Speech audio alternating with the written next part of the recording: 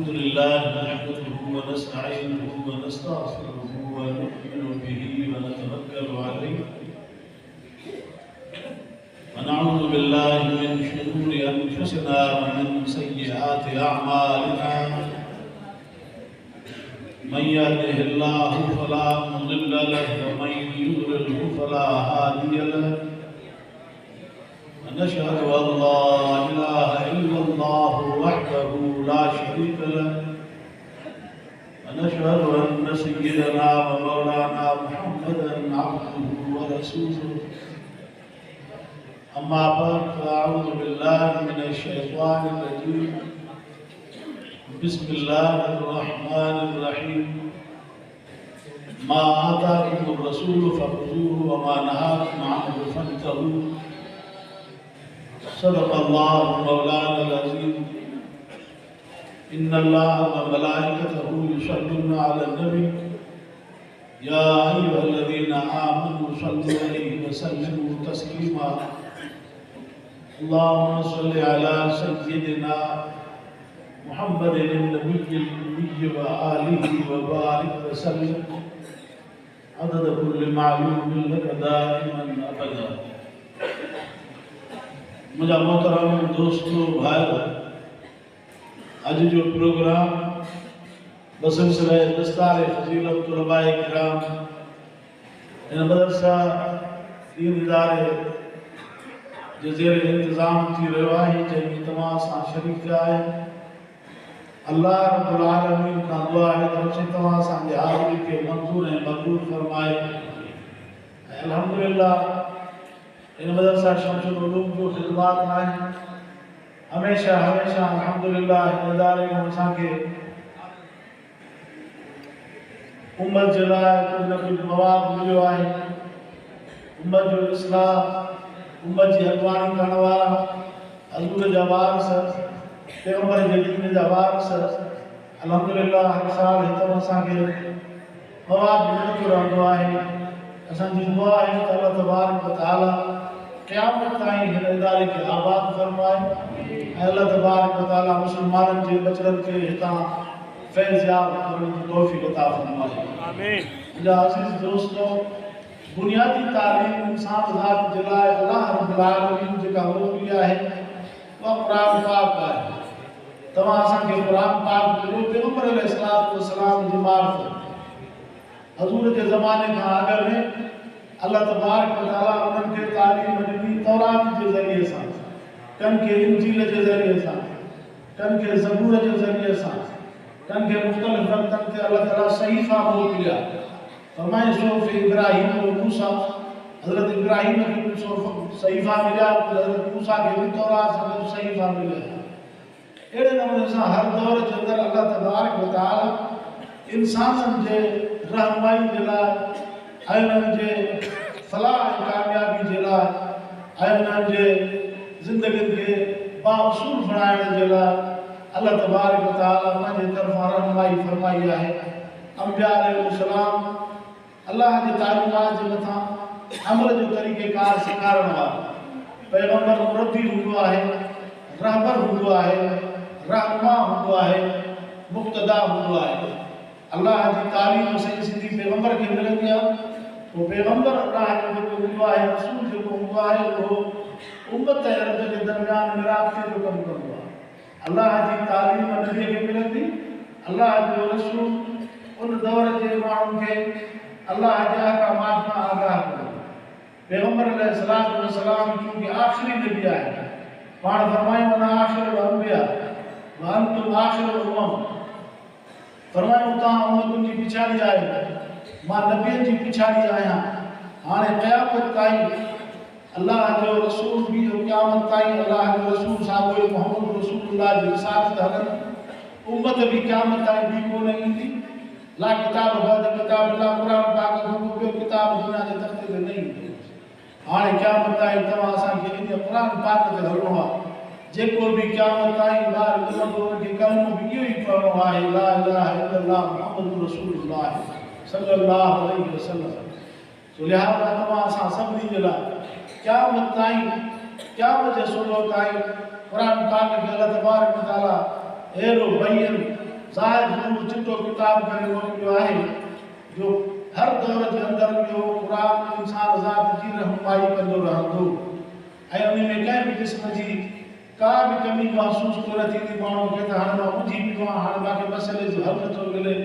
छो त रब साईं क़ुरान पाक जे लाइ पैगम्बर साईं खे फरमाए छॾियो उन ॾींहंनि में 1400 साल में त नज़लना अलैकल किताब तिबयानन लिकुल्लि शै ऐं नबी अहिड़ो किताब मुंहिंजे मथां नाज़िल कयूं था जेको हर शइ खे बयानु करण वारो आहे तव्हांजी ज़ाती ज़िंदगी हुजे इज्तिमाही ज़िंदगी हुजे मुआशरती ज़िंदगी हुजे माशी ज़िंदगी हुजे इज़्दिवाजी ज़िंदगी हुजे जहिड़ी भी ज़िंदगी हूंदी हर तमामु शोबा आहे ज़िंदगी में अल्लाह जो क़ुरान इंसान ज़ात जी रहनुमाई करे थो जमीअ में जो क़ुरान इलाक़े तकासुर व फ़हामुर रिजाल सॼो इल्मु क़ुरान में मौजूदु आहे पर असां इंसाननि जी सम्झ ख़ासि आहे जो असां क़ुरान खे सम्झी नथा सघूं जब क़ुरान खे सम्झो अल्हम्दुलिल्लाह सभु कुझु हासिलु कयो अॼु जे दौर जे अंदरि असां क़ुरान पाक खां परे परे था वञूं पिया अज़ीज़ो क़ुरान वाहिद दुनिया जी तालीम जेका आहे इहा अल्लाह सां मिलाइण वारी तालीम आहे अल्लाह तबारक व तआला क़ुरान पाक जे ज़रिए असां इंसाननि खे रुश्द व हिदायत अता फरमाए थो जंहिंजो जेतिरो क़ुरान पाक सां क़ुर्ब हूंदो एतिरो उन खे फ़ाइदो पहुचंदो पोइ असां माण्हू दुनिया जे अंदरि हिन दौर हाज़िर खे ॾिसी करे जॾहिं त असांजी सॼी दुनिया जे तरफ़ रीढ़ पीढ़ दुनिया जे तरफ़ आहे तवजो दुनिया जे तरफ़ आहे असांजो रुझान दुनिया जे तरफ़ आहे अॼु दीन जे तरफ़ माण्हू बमुश्किल के वीचारा हज़ारनि में के माण्हू गांव आंगूर ते जहिड़ा माण्हू जेके दीन जे लाइ वीचारा तड़पनि था ऐं क़ुरान जे तालीम खे हासिलु करण जे लाइ कोशिशि करनि था बाक़ी न त असांजा सभु जेके बि अक्सरियत इंसाननि जी आहे अॼु दौर में उहा असली तालीम जे तरफ़ दुनवी तालीम जे तरफ़ उन्हनि जो रुख़ मुड़ियल आहे जेका असांजी भुल आहे अज़ीज़ो अल्लाह जी मारिफत क़ुरान पाक जे तालीम सां हासिलु थींदी पीउ माउ जो अदब एतिराम जी तालीम इन क़ुरान पाक में जा मिलंदी वॾे नंढे जो अदब एतिराम बि इन क़ुरान पाक में जा मिलंदो इंसानियत ऐं हैवानियत में फ़र्क़ु करण वारी शइ बि क़ुरान पाक में जा मिलंदी ऐं असांजो अमन ऐं रोज़गार ऐं असांजी इज़त ऐं आजबो ऐं असांखे दुनिया जे अंदरि इंसानी हमदर्दी ईसार ऐं क़ुर्बानी सभु इन क़ुरान पाक जे तालीम में जा मिले थो पियो पैगम्बर अलैहिस्सलातु वस्सलाम जे लाइ अल्लाह साईं फरमाए थो जेका शइ रसूल ॾेव थो उन खे वठो मां ताकुम रसूल वफ़ू वमा नहाकुम अन्हु फंतहू हाणे ॾिसो अहिड़ी शइ क्या आहे त पैगम्बर अलैहिस्सलातु वस्सलाम असांखे कहिड़ी शइ दुनिया में ॾिनी आहे असांखे क़ुरान त पढ़ायो सहाबा खे क़ुरान पढ़ायो ऐं सहाबा खे तमामु ज़िंदगीअ जे शोबनि में उनखे रहनुमाई कयो ऐं क़ुरान पाक जे निज़ाम खे बि नाफ़िज़ कयो ऐं एलाए कलिमतुल्लाह जे लाइ अल्लाह जे नाले खे रोशन करण जे लाइ ऐं ख़ुदा जे क़ानून खे नाफ़िज़ करण जे लाइ बि जदोजहद बि कयो महिनत बि कयो ईअं न त पढ़ी करे पोइ सहाबा खे चऊं त हाणे वञी करे क़ुरान पाक पढ़ायो ऐं पोइ दीन जे लाइ निफ़ाज़ इस्लाम जे लाइ जदोजहद न कयो कोशिशि न कयो हुजरनि में वञी करे वार ॾेई रहो ईअं कोन चइजे लिहाज़ा असांखे हज़ूर जी उम्मत खे बि उन नमूने सां क़ुरान पाक ते अमल करणो आहे जीअं सहाबा किराम रिज़वानुल्लाह तआला अलैहिम अजमईन अमल कयो ऐं पैगम्बर खां क़ुरान सिखियो ऐं हज़ूर जी फरमात ते हलिया ऐं तमामु शोबा आहे ज़िंदगीअ में दुनिया जे अंदरि ज़ुल्म थिए दुनिया जे अंदरि ॾाढ थिए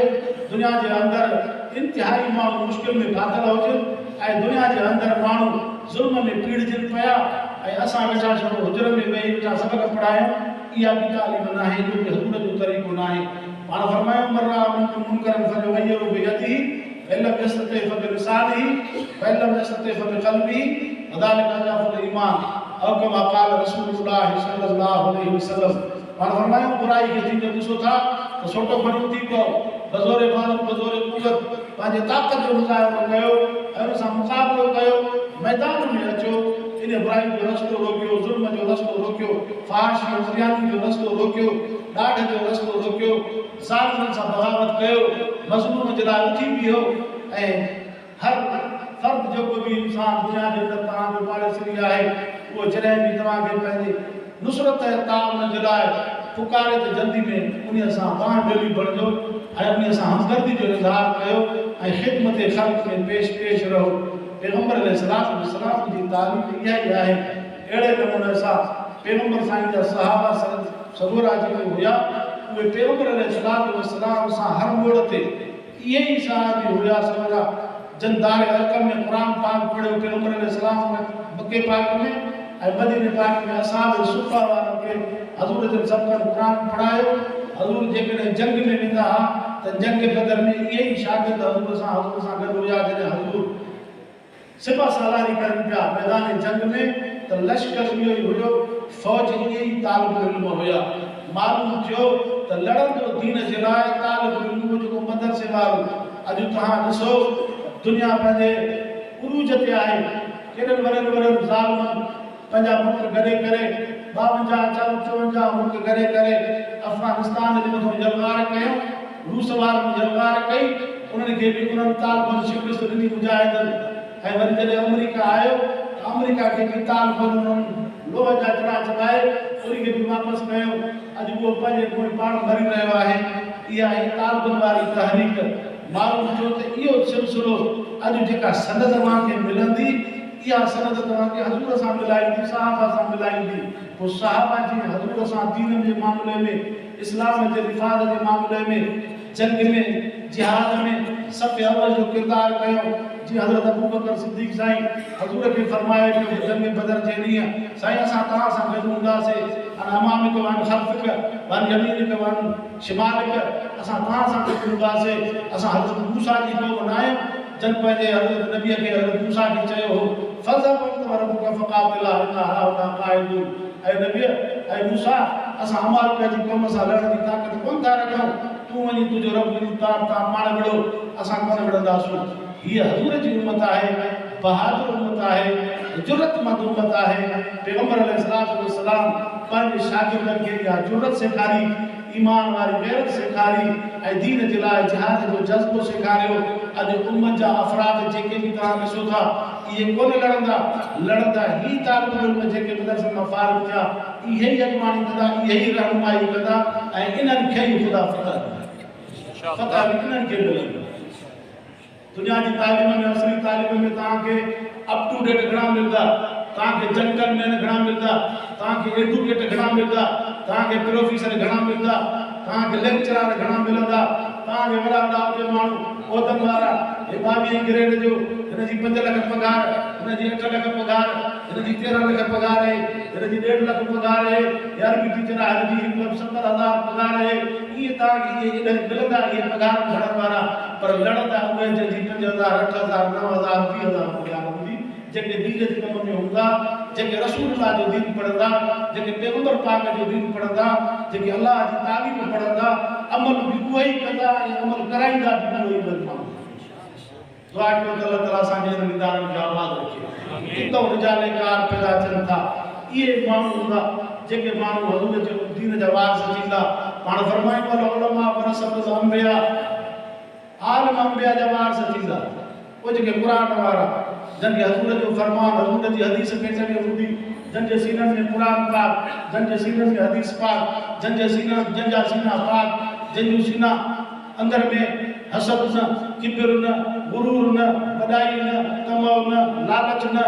लोभ न, कंहिंजे अंदर कंहिं में बि का आसरो न, बसि ख़ुदा जी ज़ात में आसरो, ख़ुदा जी ज़ात ते भरोसो, अल्लाह जे मथां तवक्कल, मन यतवक्कल अलल्लाह फहुव हस्बुह। इहे सभु तालीम क़ुरान जी पढ़ी करे पोइ पंहिंजे ख़ुदा ते भरोसो करे पोइ इहे मैदान अमल में निकिरंदा आहिनि। पोइ जीअं पैगंबर अलैहिस्सलाम जे शागिर्दनि हज़ूर सां निभायो ऐं इस्लाम जो बोल बाला थियो ऐं उनखे ख़बर आहे त पैगंबर दुनिया में हलिया विया, दीन जो कमु सहाबा जारी रखियो, खुलफाए राशिदीन दीन जे कम खे जारी रखियो। हज़रत फारूक आज़म जो जॾहिं दौर अचे थो त इस्लाम 40 लख मुरबा मील ते छाइजी वञे। एॾी वॾी इस्लाम जी ख़िदमत थी, एॾी वॾी इस्लाम जी आबियारी थी, एतिरो इस्लाम फहिलिजी वञे थो पियो। इहे रिजाल हुया जंहिंजो ख़ुदा ते भरोसो हुयो। अले कहिड़ा कहिड़ा माण्हू मुल्कनि जा सफ़ीर अचनि पिया त साईं हीअ ज़हर जी शीशी आहे, हे जेकॾहिं तव्हांजो हिकिड़ो बि क़तरो को तव्हां दुश्मन खे ॾींदो त मरी वेंदो, उहा खणी पाण पीए थो पियो। मुंहिंजो ख़ुदा ते भरोसो आहे। अल्लाह तबारक व तआला जी ज़ात ते भरोसो रखी करे हज़रत उमर फारूक साईं उहा ज़हर जी शीशी हिन जे हथ में मौत कोन्हे, मौत अल्लाह जे हथ में आहे। बिस्मिल्लाह ला यदुरु मां इस्मिही शैउन फिल अर्दि वला फिस समाइ वहुव अस्समीउल अलीम पढ़ी करे उहा शीशी पीए थो पियो ज़ार जी ज़ार असर थी करे ये कुरान पाक पढ़ण वारा उन्हनि खे बि ख़ुदा ते एॾो ई भरोसो आहे त दफ़ो नुक़सान ख़ुदा ॾे ये असांजे मथां अॻियां मिसाल मौजूदु आहे। ऐं उहो ई माण्हू वरी अतर जी शीशी ॾिए थो चई हे तव्हांजे कपिड़े खे लथो तव्हां ख़लीफ़तुल मुस्लिमीन आहियो कपिड़ो ॻरी वेंदो पर ख़ुशबू ख़तमु न थींदी। उहा शीशी जॾहिं हज़रत फारूक आज़म पाण गारो विताड़े थो मस्जिद नबी जो उन में विझे थो त हिन मस्जिद नबी जे गारे खां मुंहिंजो जिस्म वधीक न आहे तंहिंजे करे इहो अतर हिते ई विझे। इहो तवक्कुल आहे मतिलबु न उन्हनि में का लोभ न लालच न उन्हनि में को आसो न उन्हनि में को ख़ौफ़ तव का शइ न अहिड़े क़िस्म जा माण्हू इहे रिजाल माण्हू इहे माण्हू जेके राति जो उजागर करण वारा इबादुर रहमान अलज़ीन यमशूना अलल अर्ज़ि हौना वइज़ा ख़ातबहुमुल जाहिलून क़ालू सलामा वल्लज़ीन यबीतूना लिरब्बिहिम सुज्जदन व क़ियामा। अज़ीज़ो इहे माण्हू हितों पैदा थींदा मदारिस में पैदा थींदा इहे माण्हू असली तालीम कोन पैदा थींदा। कंहिंखे ख़बर आहे त हे साईं शेखुल हिंद थींदो कंहिंखे ख़बर आहे त हे मदनी थींदो कंहिंखे ख़बर आहे त हे सैयदना ताज मोहम्मद अमरोटी थींदो कंहिंखे ख़बर आहे त हीउ बच्चो हमादुल्लाह हालेजवी थींदो कंहिंखे ख़बर आहे त हीउ साईं मोहम्मद शाह अमरोटी थींदो कंहिंखे ख़बर आहे त हे फज़लुर रहमान थींदो कंहिंखे ख़बर आहे त हे मुफ्ती मामूद थींदो कंहिंखे ख़बर आहे त हे मुल्ला हुसैन थींदो जंहिंजो जंग आज़ादी में आम किरदारु हुयो। इहे मदरसनि जा तालिब हुया जेके इन वॾे उरूज ते पहुता वञी एॾे वॾे मक़ाम ते पहुता वञी जो अॼु दुनिया में असां उन्हनि जे नाले खे ॿुधण जे लाइ रीसा कयूं था पिया ऐं उन्हनि जे शान ऐं मर्तबे खे ॿुधी करे ख़ुशि थियूं था। उलाइक आबाई इहे असांजा वॾा इहे असांजा वॾा हा दुआ कयो त अल्लाह ताला तव्हां असां सभिनी खे असांजे इदारे वारनि खे सभिनी खे पंहिंजे वॾनि जे असांजे शागिर्दनि खे जेके असांजा बचा फारिग थींदा उन्हनि खे अल्लाह ताला एॾा दीन जा कम वठे ताकि जीअं असांखे पंहिंजे उन्हनि वॾनि सां वञी करे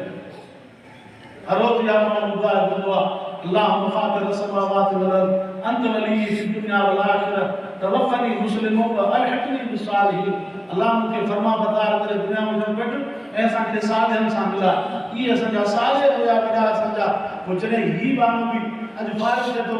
बचपन खां वठी करे किताब जीअं शुरू कई इहा दुआ पढ़ंदो अचे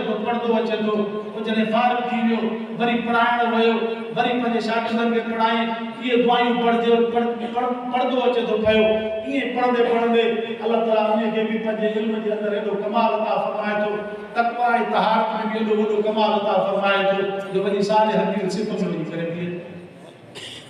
इहो इल्मु कमाल ई साज़ बज़ुर्ग बाज़ में या साज़ कुवत सां हासिल कोन थींदी आहे महिनत करणी पवंदी जी दीन में जमाकशी करणी पवंदी ऐं अल्लाह तबारक व तआला जे ज़ात ते भरोसो रखणो पवंदो दीन जे कम खे इख़लास सां मुख़लिस थी करे इख़लास नियत सां जेको पढ़ी करे वरी पढ़ाए थो वञी करे पंहिंजे तालीम में इख़लास पैदा करे थो पियो अमल में इख़लास पैदा करे थो अल्लाह तबारक व तआला उन्हनि खे उलूए मक़ाम ते पहुचाए थो वॾे दर्जे सां नवाज़े थो पियो हर तबारक व तआला पंहिंजे उन महिनत जो उन खे अजर अता फ़रमाए थो ऐं उन मंज़िल ते वञी करे पहुचाए। अज़ीज़ दोस्त इहा तालीम आहे जेका इंसान खे वञी करे क़दर ऐं मंज़िल ते पहुचाईंदी आहे इंतिहाई वॾे दर्जे सां नवाज़ींदी आहे। इहे ई माण्हू जहाद में बि इहे ई माण्हू हूंदा मुजाहिद बि इहे थींदा ग़ाज़ी बि इहे थींदा इहे दीन मदीन जे लाइ उथी बीहंदा इहे ई ज़ुल्म जो रस्तो रोकींदा इहे ई माण्हू जेके आहिनि दीन इस्लाम जे सरबुलंदी जे लाइ कोशिशि कंदा। अज़ीज़ बसि दुआ आहे अल्लाह तबारक व तआला असांखे इन तालीम जे मथां अमल जी तौफ़ीक़ अता फ़रमाए। अमल सां ज़िंदगी ठहंदी आहे इल्मु घणो हुजे इल्मु अमल न हुजे त पोइ मज़ो कोन्हे तंहिंजे करे माण्हू जेको बि पढ़ियो इन नियत सां असांखे उस्ताद इहो ई सेखारींदा आहिनि असां पढ़ो था त उन में टे ख़्याल में क़ुरान पाक पढ़ण में नियत कई आहे त मां क़ुरान पाक पढ़ां ऐं पोइ इन खे सम्झी करे पढ़ां वरी इन ते अमल बि कयां ॿिए नंबर में टे नंबर में ॿियनि ताईं पहुचां इहा नियत हुजे त असां पढ़ूं सही सही पढ़ूं वरी असां उन ते अमल करे ॾेखारियूं। हज़ूर बि इन जे करे फरमायो न जंहिं क़ुरान पढ़ियो अमल करे ॾेखारियईं उन बि सुभाणे ताज कमो क़याम अमल उन जे पीउ माउ खे ख़ुदा क़यामत जे ॾींहुं ताज पाराईंदो जंहिं इल्मु पढ़ियो वरी उन ते अमल करे ॾेखारियईं। असां अल्लाह जे दर ते दुआ घुरायूं रब से असांखे सभिनी खे अमल जी तौफ़ीक़ अता फरमाए ऐं असांजे इन नौं हालत जे अल्लाह ताला इल्म में अमल में उन में फिक्र में बरकत भी अता फरमाए उस्तादनि जी महिनत खे क़बूल फरमाए ख़ादिमनि जी ख़िदमत खे क़बूल फरमाए ऐं शहर वारनि जे ताउन खे पाड़े वारनि जे मुआवनत खे बि रब से मंज़ूर ऐं मक़बूल फरमाए ऐं असां सभिनी जे लाइ हिन दीन जे कम खे दारनि जे निजात जो ज़रियो बणाए ऐं असांखे ताल्लुक़ दीनदारनि सां आलिमनि सां सालिहनि सां हक़ जी जमात जिन उलमाए इस्लाम सां असांखे ताल्लुक़ उन्हनि सां नसीब फरमाए जेके हक़ जा आलिम आहिनि आख़िर दावाना अनिल हम्दुलिल्लाह।